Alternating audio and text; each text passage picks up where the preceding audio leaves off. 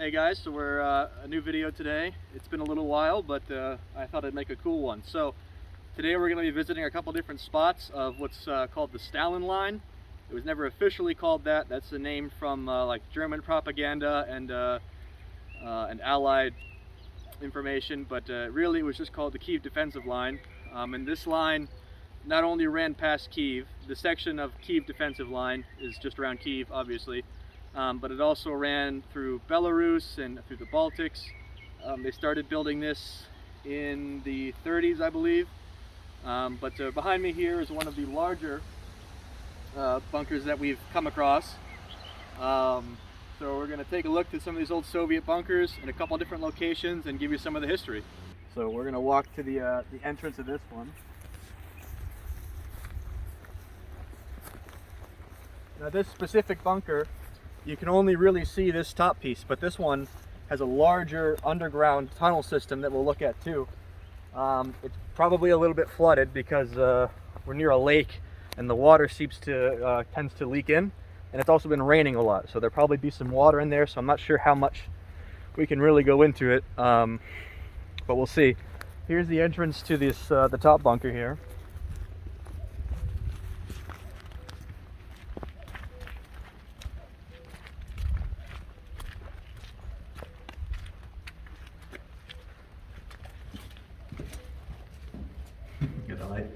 So we'll start off at the entrance here.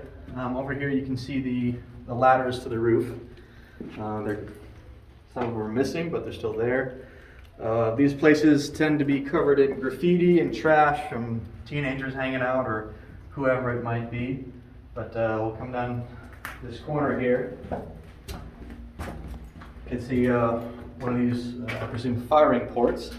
Now this particular bunker is a machine gun bunker. So the Soviets built mostly machine gun bunkers, but they also built anti-tank bunkers and like artillery casemates as well. But this is one of the larger bunkers. So if you get into the entrance of the like secure area, you can see these angled firing ports to cover the doors.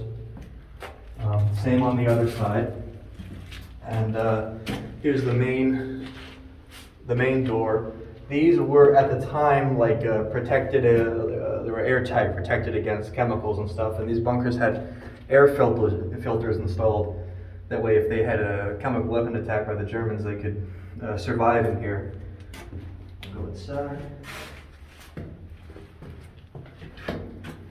So over here we have, here you can see the steel side of this firing port, and if you look through there you can see it covers the entrance. Very common design. And down here we have the ladder to the lower level, which we'll go down in a minute. It's very echoey in here, so I don't know how that's going to work with the audio, but we'll see. And then here's another smaller door to some of the machine gun positions. So these used to have these big mounts. I'll put in a picture if I can find one, for Maxim guns, the M1910s. And they would have water cooling systems, so they could fire for longer without overheating the barrels, and they'd be mounted on the walls. Here you can see the bolts from the original mounting system where they could cover this field of fire. It's difficult to see because it's been overgrown for some time. And as well as over here is the other one. Lots of cobwebs and dead spiders.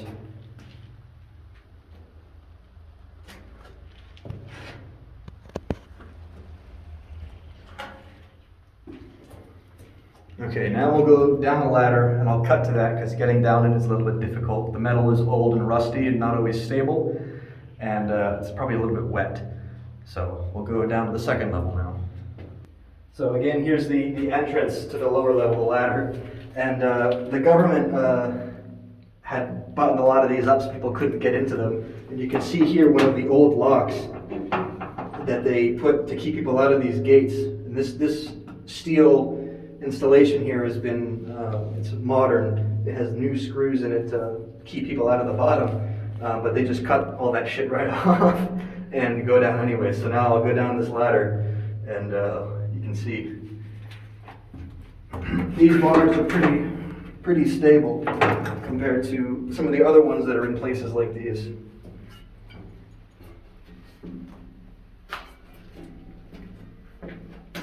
And that's just it. So now we're in the lower level of this bunker. So this is where the soldiers would have some beds, maybe a little kitchen where they could rest, a radio room perhaps. We'll go into here. This is just a generic room. I don't know exactly what this one would be, but it's just a big underground room. I'm guessing, yeah, radio or something. Here you can see some of the pipes, the old pipes, whether it's air ventilation. It's very, very echoey down here. We'll go to the other side now.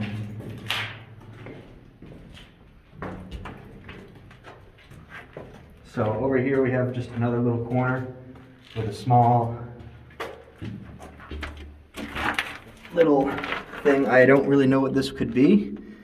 I'm not sure. It could be part of a air filtration system or something. Oh, look. There's a little bit of a old film in here. Probably modern, but who knows. And then, so this bunker goes even deeper to the tunnels. Watch out behind you. That's where the hole is. So if you look down here. Right, so here is the ladder to the lower levels. As you can see, it's quite deep. I'd say maybe, I don't know, 15, 20 meters down. And the ladder is very rusted in some spots. This part's okay, but as you get further down, it's bad. I've gone down this ladder before, and you can see how corroded some of this metal rebar is. So I wouldn't trust this.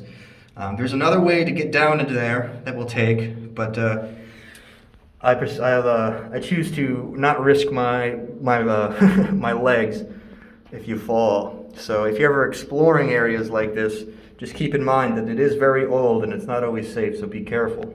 So now we're going to go back out of this bunker and go to one of the other entrances to get into the lower tunnels. That's much safer than this old ladder. So we'll go do that now, and you'll see when we're there. So over there you can see the bunker we just went to. And then we walk through this field. We're going to go through this little bit of forest now, down towards part of the lake that's nearby, where one of the lower entrances is to get into the tunnels. And now there are two other entrances for the tunnel system, but the other one is a little bit more difficult to get into, but I know this one's pretty good. So this road is a bit muddy because it's raining, but another thing that's interesting, so I do metal detecting as a hobby, and I've searched in this very spot and found, like, shell casings and stuff like that, very common. But as you know, during the Battle of Kyiv, the Germans encircled the city by going around the south through Kremenchuk and pulling up behind Kyiv. They encircled something like, probably around, I think it was over a lot of Soviets. And so when the Soviets surrendered, they were ordered to destroy their weapons and ammunition. And so they would come to places like this, right outside their bunker. Turn around. And they would throw their weapons and ammunition into the lakes, so the Germans couldn't get them. So magnet fishing in here, sometimes you can find some nice relics, but you do have to be careful because some of it is dangerous. Another place we'll go to later, near Vita Postova, where the main push of the Germans trying to get into Kyiv during the early Battle of Kyiv, in that area, I went metal detecting last summer, and within my first half an hour I found an unexploded 37 millimeter German anti-tank round that was used in, like, the Panzer III and their 37 millimeter anti-tank guns. So you got to be careful. When I found that, I contacted one of my buddies that works in EOD here, and he took care of it. But so these are good places to look, but you do have to be careful. So now we're going to go to the lower door to the tunnel system. I'm pretty sure I remember it being over here, but I haven't been here in a long time. We'll see. Some fish if you're hungry. It's funny because fishing in this lake is actually illegal. You're not allowed to do it. But of course, Ukrainians have a habit of not really listening to their government, which I think is a good thing. Here it is.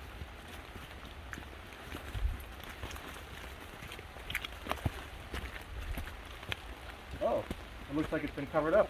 Maybe it still opens. So this is what I mean by they try to keep people out, but it's possible maybe it could still be open. We'll see. Oh yeah, it's not locked or anything. It's opened right up. So we'll go into the lower tunnel system. We'll see how much flooding is in here. Last time I was here was about this high on your boots. So we'll see. And that was during the summertime with no rain. Again, here's the firing ports that cover the entrances. Very common. The sealed doors.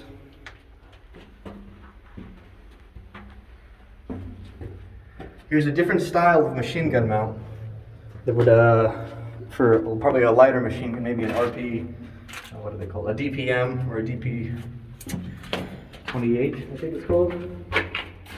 So here you can see the entrance into the tunnels, and I can see already that it's flooded. And they're cut out kind of in a person-sized shape. So we'll go down. Now these tunnels here are pretty extensive. I've been down here before, and I went down with a friend of mine and one of the Ukrainian soldiers that we were with at the time. And we got lost for a little bit because our battery, our flashlight died. And these ones are pretty extensive. There's lots of intersections and dead ends. We'll see how far we can get down without getting too wet.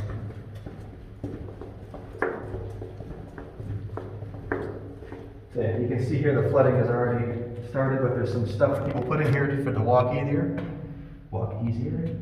But I don't know, do you feel like trying or no? Yeah? Okay. All right.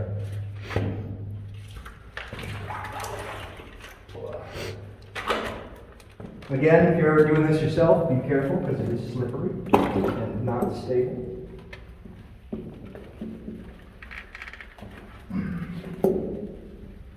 This water is actually not too bad than the last time I was here.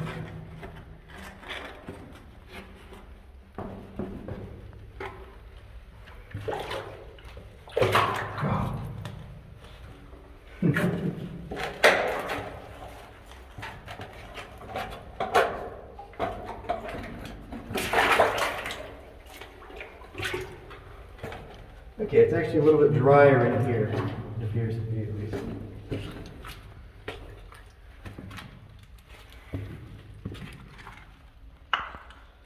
So here's more of this tunnel. So here we can see further down these tunnels. This one is just muddy. It's actually not so bad. Here are these little dead ends I was telling you about. And these crisscrosses. As you can see, they go on quite a ways, and it's very easy to get a little bit lost down here if you're not paying attention. So in these bunkers, these larger ones like this, I believe, are some sort of command bunkers, because obviously they hold much more people. Here's another smaller room. I don't remember off the top of my head how deep underground these are, but yeah, so this one is one of the larger ones. We'll go to a couple other smaller ones, but they are very interesting, and it just keeps going and going with all these little rooms off to the sides for quite a ways, and it's pretty much all exactly like this. I've looked through here quite a lot. If you think you'll find something from the war, you probably won't. You'd be better off metal detecting. But, you know, you never know. It's possible, but most of what's in here is just trash. So, right now we're walking underneath the field that we showed you earlier, going towards the other above ground bunker. And somewhere around here should be the ladder. So here's another very large room. There's not as many of these, and it goes down a little bit. I'm assuming this would be some sort of ammunition storage, perhaps, or part of the barracks for the soldiers that would live in this installation.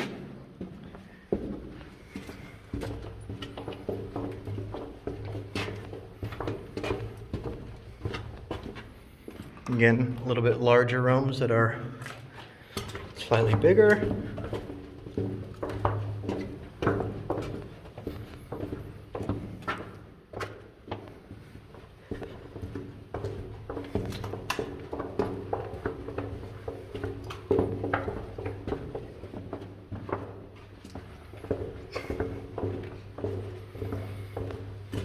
And if you're any taller than 6 foot, you're probably going to have some difficulties in these small spaces, so keep that in mind. Luckily, I'm kind of a small guy, so it's not so bad. Take a peek. There's some strings lying around in here. Interesting.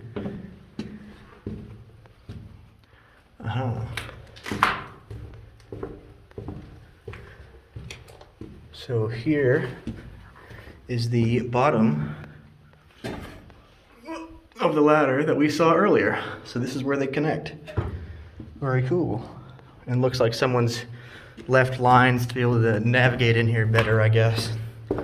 So yeah, that's pretty much it that's interesting in this particular bunker, which is a lot of empty tunnels.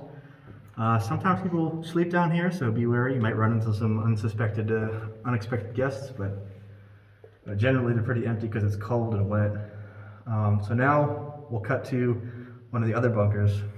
But real quick, this particular one is located near the west side of Kyiv, and during the initial German advance on Kyiv, they got to this part where the Irpin River cuts down the highway, and there's the bridge. And they never really fought on this side. The Germans didn't push here, so there's not much in terms of relics lying around. But with that said, I think maybe 2 years ago, I metal detected near one of the bunkers that's just off the highway, and I did found a bunch of shell casings, and it was very interesting. I'll see if I can add in a picture of them later, because they're unfired, but they're popped, right? And so basically the soldiers took their ammunition, and I found a bunch of them in a big pit, and threw them into the fire to destroy them. So it's kind of cool that you can find things like this and understand why exactly it is the way it is from a historical perspective. So yeah, right now this area, not a lot of fighting, maybe a couple of small exchanges, but the main German advance was near Vita Pastova, and that's where we'll be going next.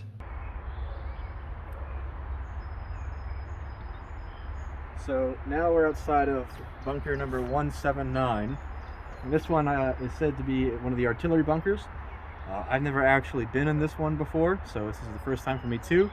Now we're on the southwest side of Kyiv, just on the outside of the city. Now this is where a lot of the initial push of the German forces to try to take Kyiv, and it was unsuccessful. They got as far up as to the old airport where the Azov aviation, not Azov. They got to the airport, which was now it's one of the Antonov museums, and then the Soviets pushed them back, basically back across the first line of defense, which is what this is, and then the Germans decided to go around and just encircle the whole city that way. So we're gonna go take a peek. I have no idea what's inside or what the condition is, so I guess we'll find out together.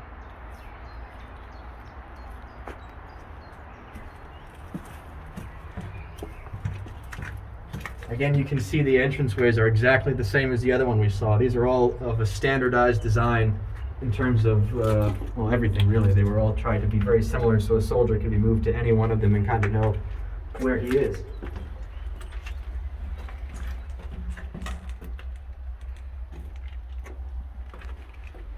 Oh, okay, here's interesting. So here's the original firing port cover. It could be folded up, and then I'm assuming some sort of wing nut would cover it. So that's cool, that's still there. Big wood. Very interesting.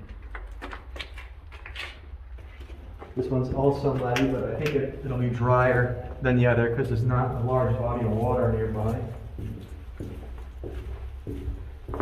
Although there is a hole in the floor.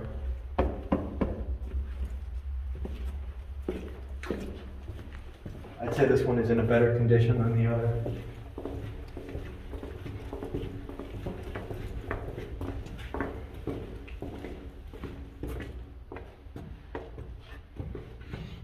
Smell that? Somebody took a shit somewhere in here.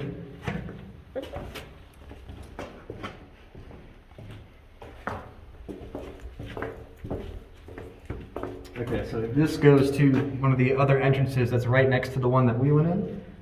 So it just goes, you can look, just back out to the outside. So we'll go the other way, I guess, to get to the rest of the bunker.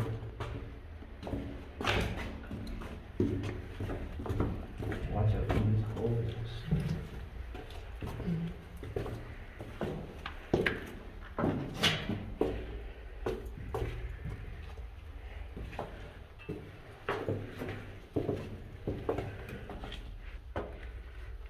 This one is also bigger,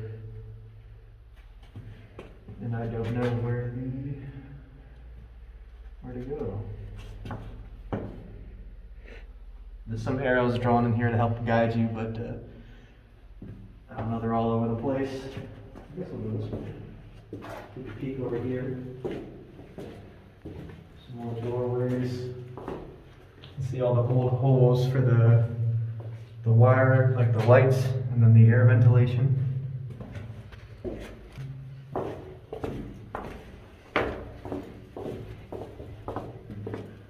Okay. So here we can see that these pathways have been kind of caved in. This bunker was the sign outside said a lot of the soldiers that were in this one, they all died in here. The artillery soldiers. And there's also a memorial to Little Peep, apparently. Little Peep, star shopping. That's odd. There's another doorway. This probably leads back to the main hallway we were looking at.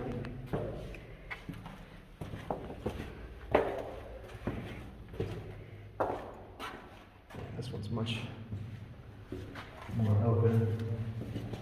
Or much more confusing, I'd say.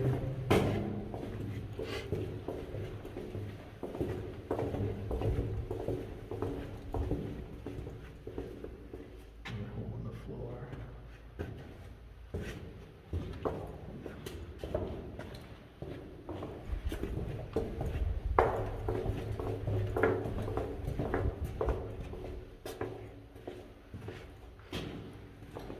So right now I'm trying to find the way to get into the actual artillery casemate. It should be around here somewhere. Water.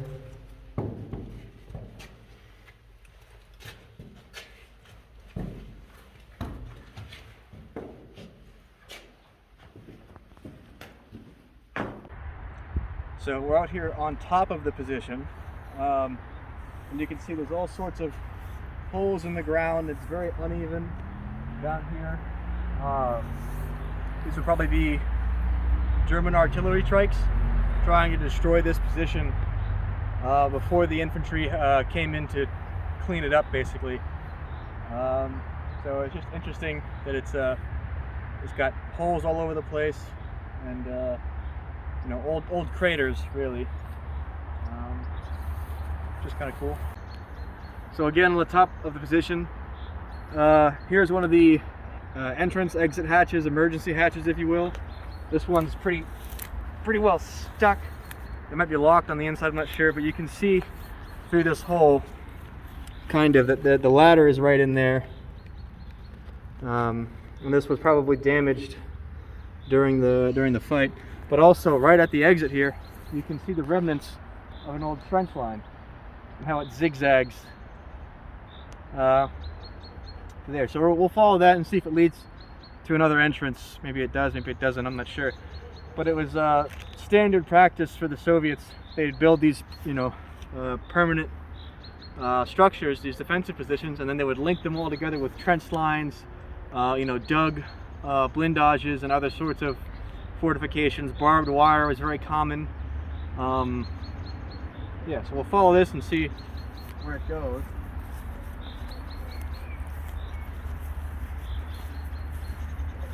See here, looks like some sort of another blast crater.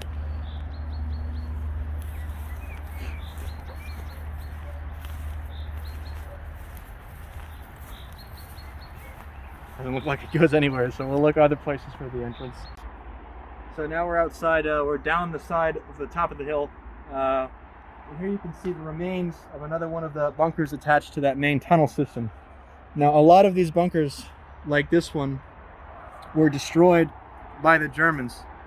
They would just, after the fighting was over, and they were occupying the Kyiv region, during the Soviet advance in about 1943, when they were moving across, like during the Battle of the Dnieper, the Germans put explosives and tried to destroy a lot of these so that the Soviets couldn't use them again.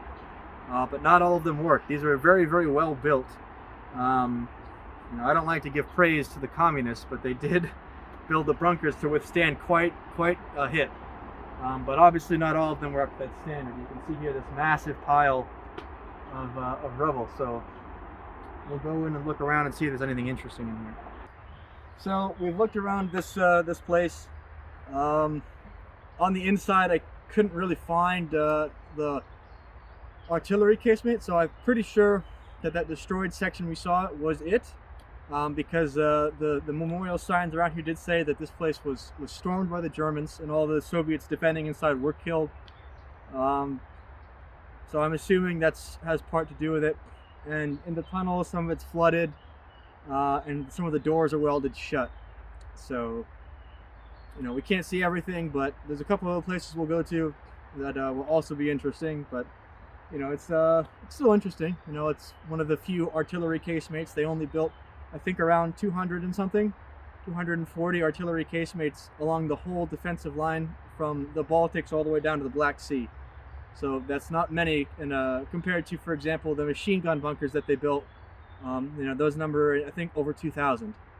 So these are relatively rare, especially ones that are kind of in good shape. So we'll move on to our next place now. All right, so our next little spot is a cemetery. This is a German cemetery from the Second World War, and this is one of, I believe, 5 that are in Ukraine. So in this cemetery, in May of 1996, Germany and Ukraine signed the War Graves Agreement.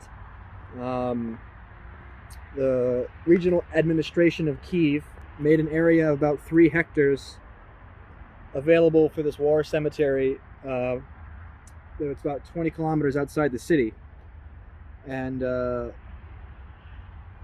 the idea was to find graves from the Second World War that were put there at the time, unmarked or however, and move them all to other modern resting places. And so, but as more and more unmarked graves were found, they decided it's better to just build 5 larger cemeteries and move all the bodies to that. There's another one of these in Kyiv as well that I've been to before. Here is these stones with all the names, all of the dates. It's just many of them.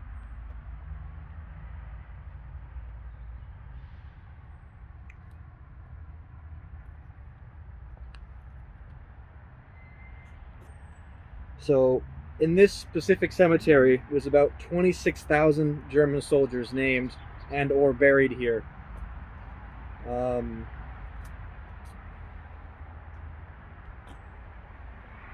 Many of the soldiers in this specific graveyard were killed during the initial battle for Kyiv in 1941.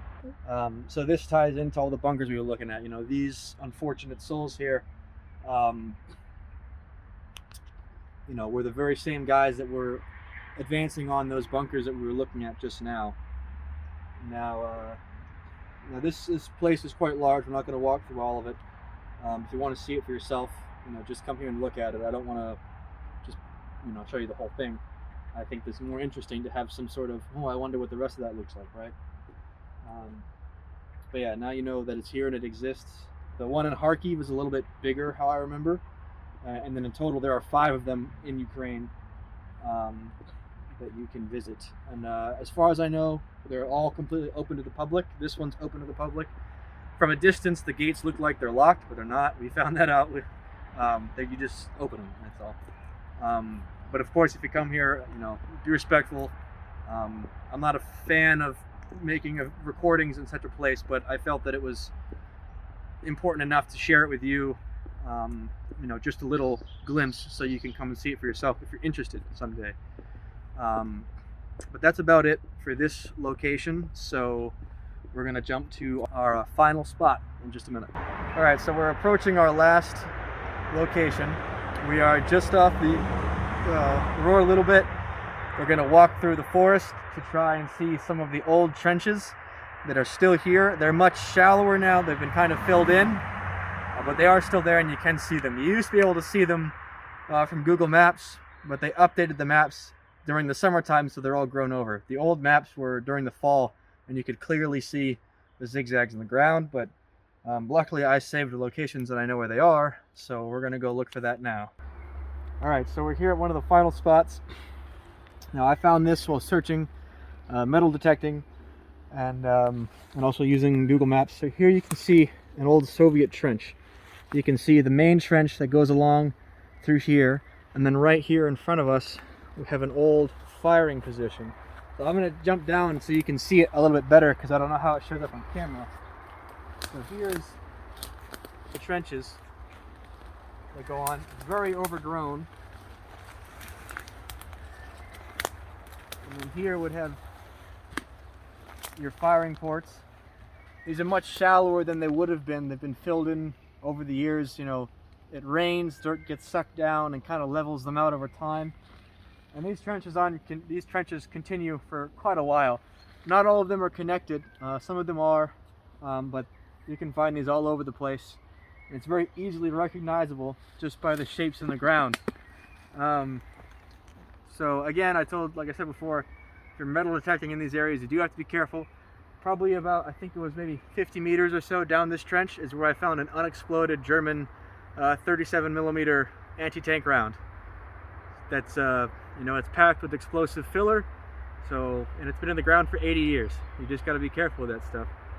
And I think it was last week somewhere in Bucha, the police uncovered an F1 frag grenade from the Second World War that had been in the ground for 80 years. Some guy saw it in his garden when he was digging in his garden. So, this stuff is all over the place. My wife told me when she was younger, she would go walking in the forest near her hometown, and there would just be old bombs, aerial bombs, sitting on the forest floor that no one touched for 80 years. So, that's the way it is. And then, of course, with the modern situation we have here, basically the south side of Kyiv should be pretty safe from modern explosives. But if you're looking on the north side, you do have to be careful. I myself had been in those forests during the first few months of the war, and they did have mines in them, and various unexploded ordnance, so you do have to watch out for that. I wouldn't advise going into those forests. I haven't been back since. I have no desire. It was bad enough the first time when we were moving into the city of Irpin. So I would just avoid the north side of Kyiv. Some of it has been demined, but there's really no way to know. These, whether it's mines or explosives from the Second World War or from the current invasion, they can bury themselves underground through rain season, and through however the earth moves, it can surface again 2-3 years later. In the case of the Second World War stuff, 80 years later. So you do have to be careful when checking these things out. As long as you pay attention and don't take too many great risks, you should be fine. I've been all over the place, and I've turned out okay, but you just have to really think with your head. I don't mean to give a big speech about everything, but it's just it's important to me because other people have been hurt doing the same thing. But yeah, so these are the original Soviet trenches. While I was digging around in here, I found a lot of old barbed wire, pretty cool, old shell casings. I'm hoping for a helmet someday. Haven't found one yet, well, at least here. But you never know. So yeah, that's about it. There's not much to really see here because it's just earthworks. But you never know what's hiding below the surface. It could be something cool. It could be something dangerous. That's just part of the game. So now we'll go over to one of the smaller machine gun bunkers that's nearby, if I can find it. This one is pretty heavily damaged and overgrown with plants and stuff, so I'm not sure I'll be able to see it right away because this is a very thick forest. But this was the very first line of defense. This very area was where the initial German assault on Kyiv started. And at the beginning of the Battle of Kyiv, they, like I said before, they pushed through these positions, took them over, kept pushing all the way to what's now Giuliani Airport. The Soviets deployed, I believe it was like a brigade or so of their VDV troops, their paratroopers, to fight back the Germans. They pushed them basically all the way back to here and maybe another kilometer or so to the west. But they did take heavy losses doing that. And the Germans took pretty heavy losses too. But eventually the Germans did come out victorious in the Battle of Kyiv, surrounding the city, with a massive envelopment, capturing, I believe it was over 800,000, maybe 1 million Soviet soldiers. I'll put it in as a subtext, the exact number. I don't remember off the top of my head. It's a very historical place, and it's just sitting, basically just off the road. Lots of people do come and just throw trash here, which is kind of unfortunate, but it is the way it is. So let's go see if we can find that other bunker. All right, so we're at the last little spot that I wanted to show you guys. And so this is another bunker. In fact, we're standing right on top of it. It's basically collapsed in. All to the left are these huge chunks. Chunks and pieces. If you walk around over here, you can see another one of the large pieces poking out of the ground. So this is one of the ones that was destroyed during the fighting. So you really don't notice it unless you're basically on top of it like we are now. This is an example of how deteriorated these things can be sometimes. As you can see, there's not much left of this one, but some of the other ones are in great condition. Some of them are even in perfect condition, and those ones have been restored usually because they're on private land. There's one right on the edge of the Irpin River that I remember. It's been restored, it's painted. It doesn't have a complete interior, but it's a good example. And it is on someone's personal property, so private property. So do keep that in mind when going to check some of these things out. Some of them are on private property. Some of them that have been restored are on government property, public property that you can go and see. So just check before you go, and you should be all right. I just wanted to give you a kind of a wide overlook of all the different fortification systems that were built in the mid to late 30s and that were used around Kyiv during the defense of the Battle of Kyiv in 1941. So I just wanted to give this nice look at many of the different things and the German cemetery. There are also the Soviet war cemeteries that are all over the place. I didn't show that because it's not near where I am right now. I'd have to drive a bit farther, and it's kind of late in the day to do that, but maybe in another video. And also there are way less of the German cemeteries than there are of the Soviet, of course. There are only 5. In the Soviet cemeteries, there are more than 5 in just Kyiv alone. So I hope you enjoyed this look at the Kyiv fortifications from the Second World War. In the future, I hope to have more videos like this. We were planning on going to some other places in other parts of the country that have significant history as well. I don't want to give anything away with some spoilers, because it'll be coming within the next few months whenever we have time to do it. Yes, that's it. I hope you enjoyed this video. If you did, please like and subscribe, and we'll see you in the next one.